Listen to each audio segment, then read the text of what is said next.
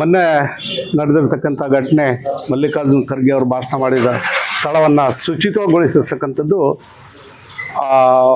ಭಾರತೀಯ ಜನತಾ ಪಕ್ಷದ ಅಂಗಪಕ್ಷಗಳು ಅವ್ರ ಬಗ್ಗೆ, ಆ ಮೂರ್ಖರ ಬಗ್ಗೆ ಮಾತಾಡೋಕ್ಕೆ ನಮ್ಗೆ ಹೇಸಿಗೆ ಆಗಿದೆ. ಯಾಕೆ ಮೂರ್ಖರ ಪದ ಬಳಸ್ಬೇಕಂದ್ರೆ, ಇದು ಇವತ್ತು ನಿನ್ನೆ ಇಂಥ ಪ್ರಕರಣಗಳಲ್ಲ. ಮಲ್ಲಿಕಾರ್ಜುನ್ ಖರ್ಗೆ ಅವರಿಗೆ ಇಂಥದ್ದು ಮಾಡ್ಯಾರ ಅಂತೇಳಲ್ಲ. ಹಿಂದೆ ಬಾಬು ಜಗಜೀವನ್ ರಾಮ್ ಅವರು ಸಹ ಪುರಿ ಜಗನ್ನಾಥ ದೇವಸ್ಥಾನಕ್ಕೆ ಹೋದವಾಗ ಅವರ ಕುಟುಂಬ ಸದಸ್ಯರನ್ನೇ ಹೊರಗೆ ನಿಲ್ಲಿಸಿ ದೇಶದ ಒಬ್ಬ ಉಪ ಪ್ರಧಾನಿ ಮಂತ್ರಿಯನ್ನ ಒಳಗೆ ಕರ್ಕೊಂಡು ಹೋಗ್ತಾರೆ. ಆ ತಾಯಿ ಮತ್ತು ಮಕ್ಕಳನ್ನ ಹೊರಗೆ ನಿಲ್ಲಿಸಿರ್ತಾರೆ. ಆದರೆ ಅವರು ಆ ದೇವಸ್ಥಾನ ಹೋಗಿ ಒಳಗಡೆ ಹೋಗಲ್ಲ, ಇಲ್ಲ ನಾನು ಹೋಗೋದಿಲ್ಲ ಅಂತೇಳಿ ವಾಪಸ್ ಬರ್ತಾರೆ. ಬಂದು ಆದ ನಂತರ ಈ ದೇಶದಲ್ಲಿ ಮುಕ್ತವಾಗಿ ಎಲ್ಲ ದೇವಾಲಯಗಳಲ್ಲಿ ಎಲ್ಲ ಜಾತಿ ಜನಾಂಗನ ಮುಕ್ತವಾಗಿ ಪ್ರವೇಶಕ್ಕೆ ಅವಕಾಶ ಮಾಡಿಕೊಡ್ತಾರೆ. ಯಾರು? ಬಾಬು ಜಗಜೀವನ್ ರಾಮ್ ಅವರು ಕಾನೂನು ತಗೊಬರ್ತಾರೆ.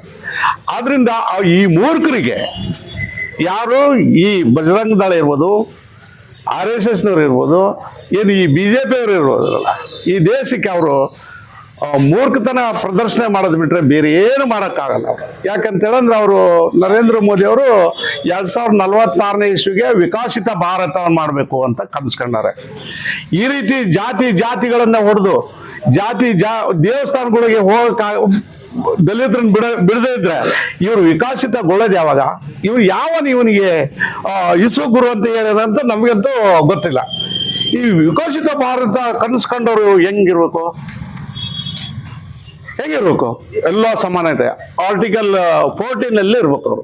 ಆರ್ಟಿಕಲ್ 14 ಏನು ಹೇಳುತ್ತೆ ವಕೀಲ್ರೆ? ಸಮಾನತೆ ಕಾಪಾಡಿ ಅಂತ ಹೇಳುತ್ತೆ. ಸಮಾನತೆ ಎಲ್ಲಿದೆ ನಮ್ಮ ದೇಶದಲ್ಲಿ? ಆದ್ರಿಂದ ಈ ಮೂರ್ಖರ ಬಗ್ಗೆ ನಾವು ಮುಂದೆ ಯಾವ ರೀತಿ ಬದುಕಬೇಕು ಅನ್ನೋದು ನಮಗೆ ಭಯ ಶುರುವಾಗಿದೆ. ಯಾಕೆ ಭಯ ಶುರುವಾಗಿದೆ ಅಂತ ಅಂದ್ರೆ, ನಮ್ಮ ಮಕ್ಕಳ ಕೈಗೆ ಆಫೆನ್ಸ್ಗಳು ಕೊಡೋ ಪರಿಸ್ಥಿತಿ ನಿರ್ಮಾಣ ಎಲ್ಲಿ ಮಾಡ್ತಾರೋ ಅಂತ. ಆಫೆನ್ಸ್ಗಳು ಅಂದ್ರೆ ಏನು? ಆಯುಧಗಳನ್ನ. ಯಾಕೆ ಗೊತ್ತಾ? ಮಲ್ಲಿಕಾರ್ಜುನ್ ಖರ್ಗೆ ಅಂತ ಸಾಹೇಬ್ರು ಈ ದೇಶದ ಪ್ರಧಾನಿ ಆಗೋ ಅರ್ಹತೆ ಇರ್ತಕ್ಕಂಥವ್ರು, ರಾಜ್ಯಸಭೆಯ ವಿರೋಧ ಪಕ್ಷ ನಾಯಕರು, 3-4 ಬಾರಿ MP ಆದವರು, 6-7 ಬಾರಿ MLA ಆದವರು, ಅವರಿಗೆ ರಕ್ಷಣೆ ಇಲ್ಲ.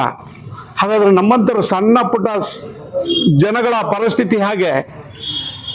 ಅವಾಗ ನಮಗೆ ಈ ದೇಶದ ಕಾನೂನು ಮತ್ತು ಈ ದೇಶ ಆಡಳಿತ ನಡೆಸ್ತಕ್ಕಂಥ ನರೇಂದ್ರ ಮೋದಿ ಅವರು ಏನಾದರೂ ವಿಕಸಿತ ಭಾರತ ಕನಸು ಕಂಡವರಲ್ಲ 2046ನೇ ಇಸ್ವಿವರೆಗಿದ್ರೆ, ಸರ್ ಇವತ್ತೇನು 138 ಕೋಟಿ ಜನಸಂಖ್ಯೆ ಇದೆಯೋ, ಆ ಜನಸಂಖ್ಯೆನ ಅರ್ಧ ಜನಸಂಖ್ಯೆನ ತೆಗೆದಾಕ್ಬಿಡ್ತಾರೆ ಅವರು. ಅಂದ್ರೆ ಇದ್ದವರು ಉಳ್ಳೋರು ಜಾತಿಯವ್ರು ಮಾತ್ರ ಬದುಕಬೇಕು, ಕೆಳಗಿದ್ದವರು ಕೆಳಮಟ್ಟದವರು ಬದುಕಲೇಬಾರ್ದು ಅನ್ನೋ ಕಾನ್ಸೆಪ್ಟ್ ಇರ್ತಕ್ಕಂಥವ್ರು. ಆದ್ರಿಂದ ನಾನು ಈ ಅಫೆನ್ಸ್ ಬಗ್ಗೆ ಮಾತಾಡಿದೆ. ನಮ್ಗೆ ಅವಾಗ ಏನಾಗುತ್ತೆ? ಮಣಿಪುರದಲ್ಲಿ ಹೋರಾಟ ಮಾಡಿದಂಗೆ ನಾವು ಕತ್ತಿ ದೊಣ್ಣೆ ಮಚ್ಚಗಳನ್ನ ಹಿಡ್ಕೊಂಡು ಜೀವನ ಮಾಡೋ ಪರಿಸ್ಥಿತಿ ಈ ದೇಶದಲ್ಲಿ ನಿರ್ಮಾಣ ಆಗ್ತೈತೆ ಅಂತೇಳಿ ನಾನು ಇವತ್ತೇ ಹೇಳ್ತಿದ್ವಿ. ಆದ್ರಿಂದ ಭಾರತ ದೇಶದ ಒಬ್ಬ ಇತಿಹಾಸದಲ್ಲಿ ಗಡಿಪಾರ ಆಗಿರ್ತಕ್ಕಂಥ ಈ ಅಮಿತ್ ಶಾ ಗುಜರಾತಲ್ಲಿ ಗಡಿಪಾರ ಆಗ್ತಾರೆ 2000 ಇಸ್ವಿ, ಬಹುಶಃ 2000 ಇಸ್ವಿ ಇರ್ಬೇಕು.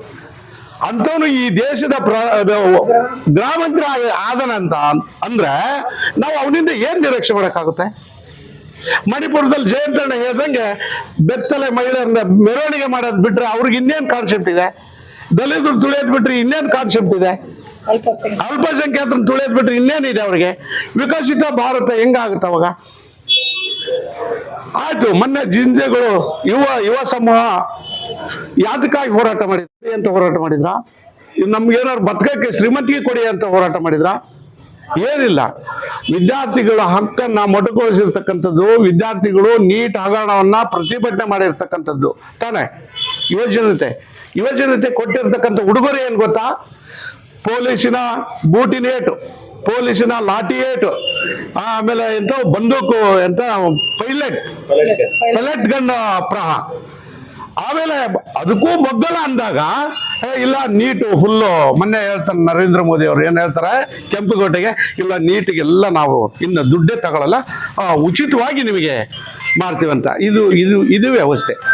ಅವರು ಯಾಕೆ ಬರ್ತೈತಿ, ನಮ್ಮ ಹಳ್ಳಿ ಕಡೆ ಒಂದು ಗಾದಿ ಇದೆ, ಗಟ್ಟಿ ಬಂದ್ರೆ ದೋಸೆ ಎಂತ ರೊಟ್ಟಿ ಮಾಡ್ತಾರೆ, ಇವಾಗ ಬಂದ್ರೆ ದೋಸೆ ಮಾಡ್ತಾರೆ ಅನ್ನೋದು.